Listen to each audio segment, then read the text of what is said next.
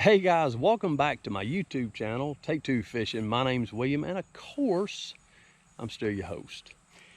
So this should be a familiar scene. Front yard of my house, John boat in the yard, hot, sweaty day, but there's a great reason for me to do this video. I did a DIY John boat to bass boat conversion.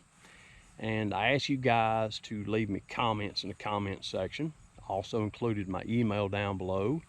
And man, you guys wore me out with the questions.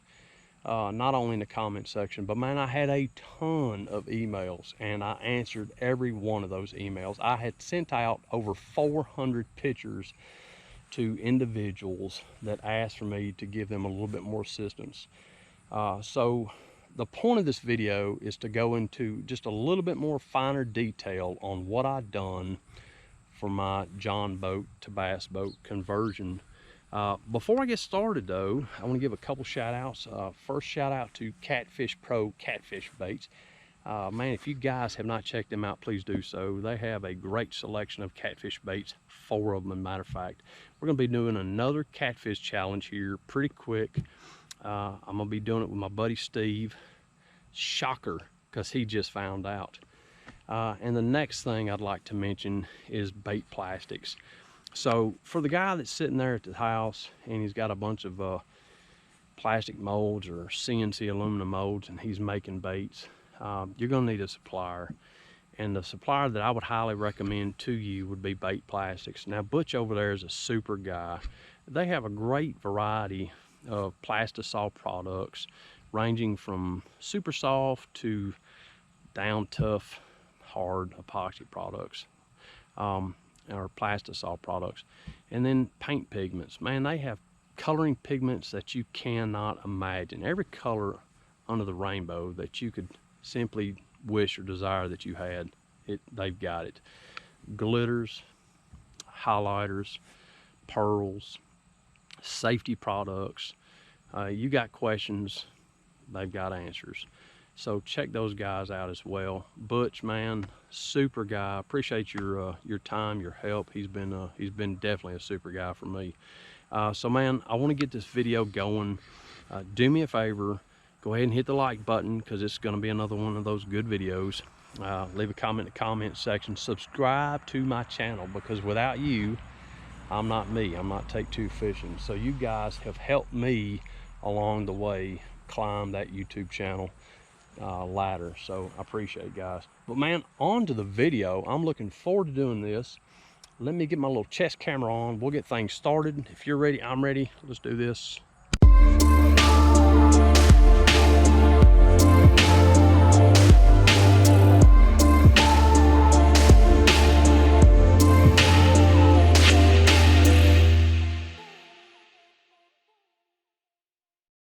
So guys, I got a bunch of emails that said, hey, Mr. Take Two, can you do me a favor and go into just a little bit more detail because I've actually bought me a John boat and I loved your video, but yet I'd love to know a little bit more about preparations and the processes that you went through. Help us out here. So I decided to do today's video. So the first thing I want to talk about is when I got this John boat, as you may have watched the last video. If you didn't, you got to go check that out. I admit I stole a boat. Step number 1 was to use an orbital sander. Now this is a Craftsman orbital sander that I used for the entire boat inside and out. And as far as papers go, I used an 80 grit to start, following up with a 120 grit. And I got my finish down completely to a bare aluminum finish. Now, the sanding's out of the way. I've got to use a primer. So I used what they considered to be a Rust-Oleum 2-in-1 filler and sandable primer, coating the outer surface in 3 layers of primer. And between each primer coat, I did exactly what the manufacturer said, but in between each layer, I used about a 150, 160 grit sandpaper and just took the roughness out of it. So if I rubbed it, it was smooth. Got it completely smooth, that seemed to work the best. Now, I read a lot of stories where it says leave some texture in there because the texture is actually what helps a paint stick. Not necessarily. If you dig into it a little bit deeper, the primer has got the bonding agents in it to actually make the paint stick to it. And then speaking of paint, on the outside, this is what I actually used, which is a Rust-Oleum high performance enamel 15-minute fast dry spray on enamel paint. Now, going back to the outside of the boat again. Yes, I did apply 3 coats of spray paint to this John boat, and it has been super beneficial, the fact that I put 3 coats on. I did not do anything other than follow the manufacturer's recommended directions on applying spray paint to an aluminum surface. All right, so now the outside of the boat is completely painted and it's in its drying process.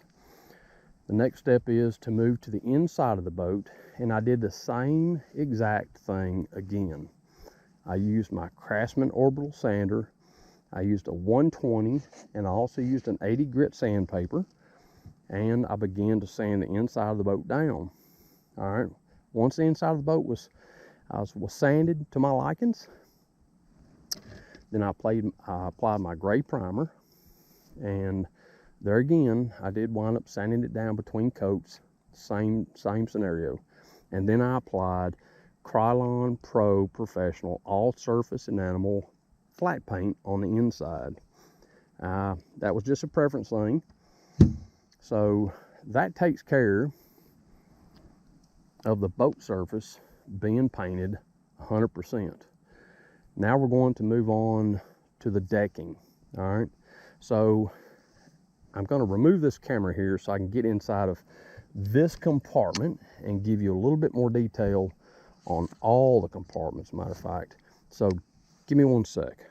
All right, guys, so as you can see, all my compartment doors are open. And I said in my first video that I did a lot of reading and I guess you could say searching on the best wood or best aluminum, best product to use in building a foundation for my plywood deck. All right, so I wound up going with a 2-inch by 2-inch unfinished pine wood. All right, and I also made a comment where I said I planned everything out on paper. Well, you can't just throw sticks together and expect it to work out. I tried it and it didn't work, so I had to be really cautious about how I laid everything out. But basically, if you watch the first video, you'll hear me say that I kind of planned everything out and temporarily stuck everything together. And that's exactly what I did. So I wound up going buying a bunch of 2x2s, bringing them home, and I started laying them out. And as you can see, if you pay attention, on the inside, there's a 2x2 right there, and basically, this 2x2 is just simply secured with a 90-degree bracket right there and a couple screws that sets down right on top of the rib itself. Now, a guy got me pretty good, and he said, is this guy calling this styrofoam? Well, okay, styrofoam. If you're from Tennessee, man, you just kind of, you know, just throw your words out there the way they come out and you just roll with it. But in between each rib section, I did apply sheet styrofoam all the way to the front and just kind of laid it in between the rib sections as I went. Now, as you see, here's my battery box for my trolling motor. Over here I have an additional battery box, but I keep an anchor in there. But back to the 2x2s. So I laid out all my 2x2s without the doors cut out, okay? And then once they were all kind of laid out, I came over to my seat section that was the original seat, and I thought to myself, okay, well, I think I would like to have a couple storage compartments in this area so that I can store tackle trays or rod holders or boat plugs inside of compartments. So as you can see, I laid a couple of 2x2s out. So I've got two 2x4s, and that's how high it is. When this door's closed, it will actually hold one of the Plano tackle boxes perfect. All right. So the decking material is coming, and I just had to pretty much take everything and paint it with a Rust-Oleum oil-based paint. And I did exactly, once again, what the manufacturer recommended, and I allowed it to dry. If you watch some of the YouTube videos, some of them, you know, you got guys that are coating it 2 or 3 times and rolling on with it, and it worked perfect. That's exactly what I did, depending on which board it was. 2 or 3 coats of paint, and I just let it dry according to what the manufacturer recommended. All right, so another email I got was, hey man, explain to me how you come up with the pattern to cut the deck boarding out, because I'm kind of stuck on that one. Well, excellent question. And again, let me break it down just a little bit more for you. So imagine this as being a 4x8 sheet of cardboard that I picked up from a U-Haul dealer. If you go to take a piece of plywood and just kind of lay it out, you've got to cut it to fit inside the lip here of the John boat. So if you'll take your sheet of cardboard and just kind of lay them out in sections, so you have 2 sheets of cardboard, if you imagine. What you do is you just take the cardboard, butt it up against the outer portion of the aluminum boat, and then your next section, lay it on top and duct tape it in this general area. And if your sheet of cardboard gets you from one side to the other, that's great. But if it doesn't, when you get over to this side, just simply take sections of cardboard, cut them to fit, and lay them down against the aluminum. Now, keep something in mind. If you've got a little bit of a gap in here, it's all right, because you can actually take, at the end, you can actually take the carpet and stretch it out just enough to kind of fold it over and take up that gap that's in between here. Now, I got a pretty good fit between the carpet and the aluminum boat. I just wanted, in general, a good tight finish. Another guy says, hey man, what about the carpet? What carpet did you use? Well, actually I got a piece of it here. This carpet came from Lowe's, all right? And this is a medium grade carpet. Now, as you can see, it has a rubber back on it. Now, I used a carpet glue to stick all the carpet onto the wood. Well, something that I failed to mention is the plywood that I used was cabinetry wood. If you guys, again, looked in the last video, it's a 4 pieces of 1/8 inch plywood pressed and glued together to get basically to what I wanted, that proper thickness of wood, that 1/2 inch wood. Same thing at the rear of the boat. You can kind of get an idea of what I did. You see that my gas sail or my fuel sail's back here in the back. If you just take a fuel sail and just kind of lay it back here in the back, you know, it's gonna slide around a little bit. So I had to come up with some ideas. I laid a piece of 1/2 inch by 2 inch boards on each side, and that actually kind of kept everything from shifting around. So as of now, I think you guys can understand how I reached the decking point and the carpet point of my build. All right, so I hope I've been a little bit more thorough for you guys. Please don't hesitate to ask me any questions, man. You guys have shot me some awesome questions. So now we've got an aluminum boat that's been painted, and we got a deck in it. All right, so you've got to make some determinations as you're building your boat of what kind of chairs you're going to put in or where you're going to locate them. As you can see, there's a original John boat seat here that runs all the way across. It's got the Star foam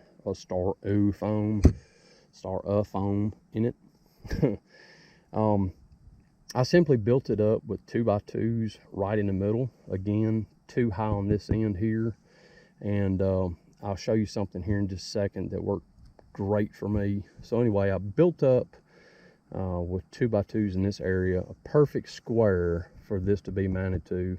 And those 2x2s that's right here are actually secured as well, with angle brackets, T's, stainless steel screws, the whole 9 yards. Okay, you always heard me, you may have as well heard me say something in regards to what kind of screws I used.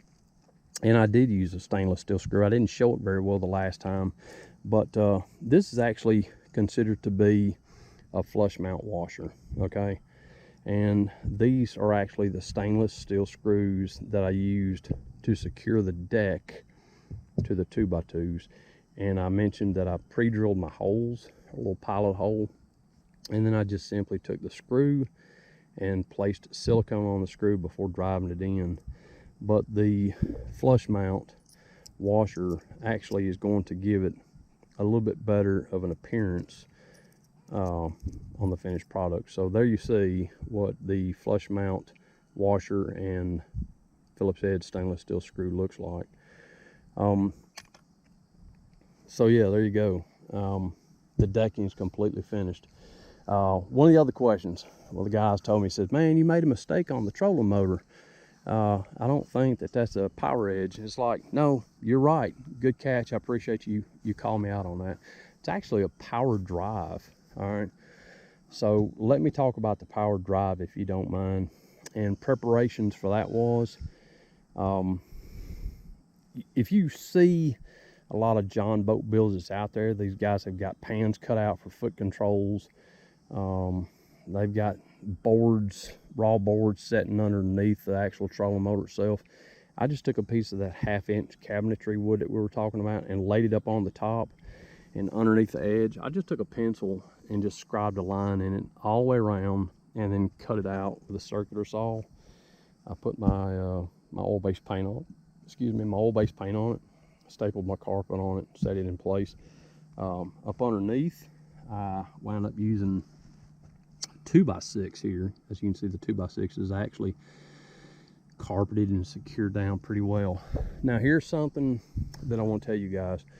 In the very front of this boat, this decking is actually laid on the first seat in the John boat. All right, and as you can see right here, I've got a running light for night fishing, and as you can see here and here, I've got my red and green LED lights. So you take those wires, you lay them on top of that first seat, you throw some plywood on top of it. Somewhere down the road, man, you're gonna have to start worrying about those wires chafing or getting damaged.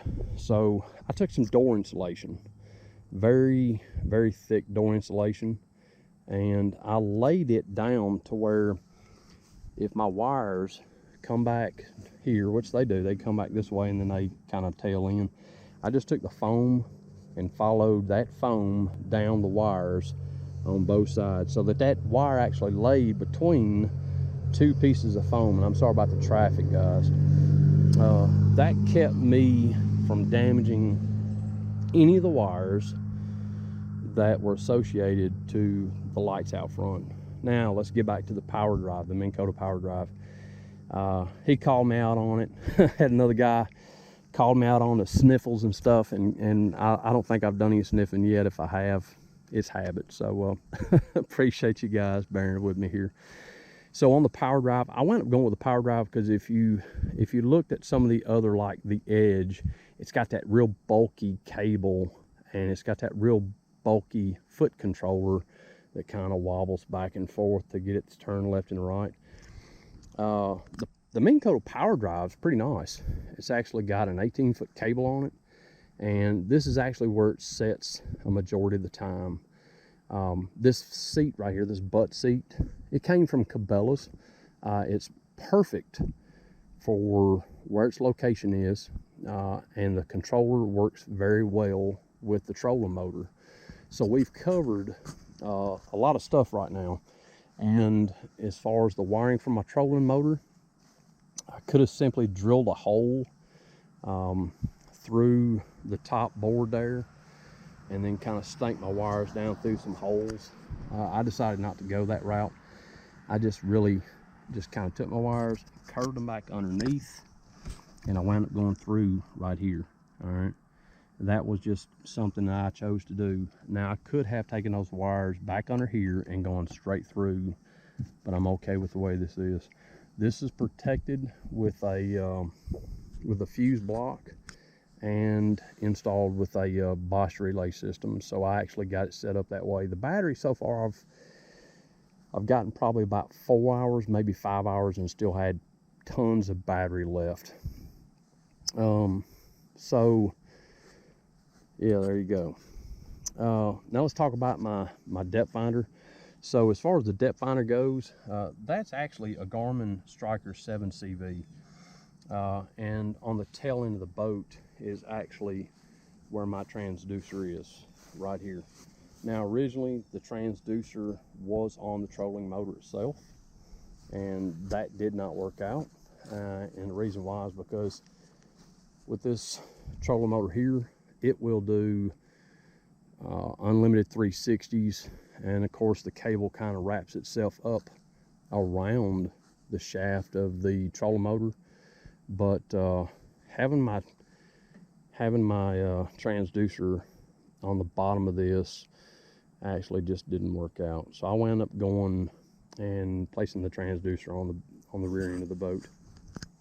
Now let's talk about something else, man. Can you tell me where you got your rear seats from? What kind of seats they are? Yeah, absolutely. So this seat here is actually a Cabela's or Bass Pro Shop high back fishing seat. And I decided to go with a high back seat on that thing. And the last guy said, man, in the email, he said, man, I seen you pull that thing off, but what about the mount that's underneath it? All right, so another good question. So the mount here is separate from the seat, all right?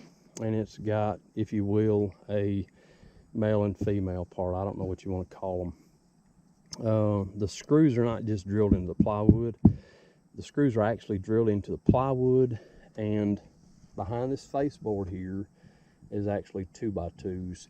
So every screw not just runs through plywood, but it goes through plywood and some sort of subframing material that's underneath to guarantee that it's going to be pretty secure. So really secure. The high back seats worked out perfect for me. And the guy says, love the seats, man. Let me know where you got them from. Also, if you would, let me know part numbers on them. So I forwarded him some information as far as the seats go in detail. Last video you see me put them seats off and on, but I'm actually holding the camera with my hands, a little bit more difficult this go around. So there you go, 2 rear seats, high backs, 1 butt seat from Cabela's. All 3 seats are from Cabela's. Now let's talk about the hardware real quick. The hardware, Gander Outdoors is where I picked up the 1/2 inch, inch and a half by inch and a half butt hinges, and also the recessed pull style rings. Those came from Gander Outdoors. As you can see, they're just mounted in like that. I used a 3/4, number 8 by 3/4 stainless steel screw to hold in place all the hardware. Accessories, we've got, we talked about this once before, and I said something about putting a couple of these track systems at the back of the boat. I 86 that. I trashed that idea, to be honest with you. When you're fishing here and you're wanting to set a pole down, this is not really beneficial to set a pole down, but this is perfect if you're sitting back here and you're just simply catfishing or you're crappie fishing. If I'm sitting in my butt seat, typically I will take a pole and lay the pole here and stretch it across the front. So that's ideally where my poles are setting.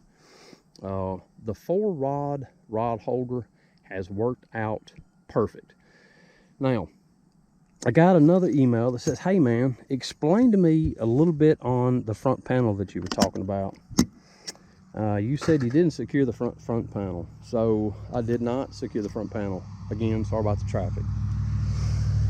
So what I done was excuse me, I secured everything as far as the flooring goes, but when it came back here to the back rear panel, all my electricity items are pretty much back here. And I was explaining to a guy that I made it to where I could just pretty much give it a good tug and pull it down. So there you go. You see me, I just simply tugged it and got it down. There is my seat, all right? The second seat of the John boat. Again, you can see between the seat and this next rib, I've got the styrofoam in place. Each one of these legs that you see that's been painted with the oil-based paint also has a 90-degree bracket. Yeah, right here you got one right over here and here.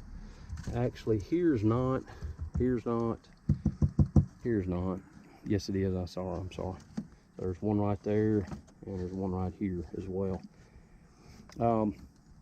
So I wanted to make it to where I could gain quick access, because I've actually got this panel on here.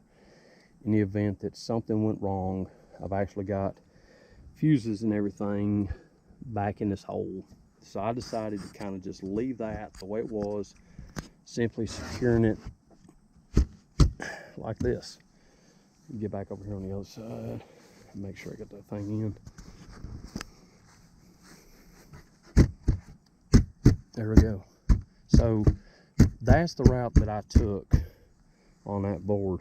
So you have a little bit more detail in what I've done. Wiring, as I needed to run wires from the front of my power source to the back, I just pretty much kept everything in this plastic looming material. It runs down both sides of the boat, over there and over here.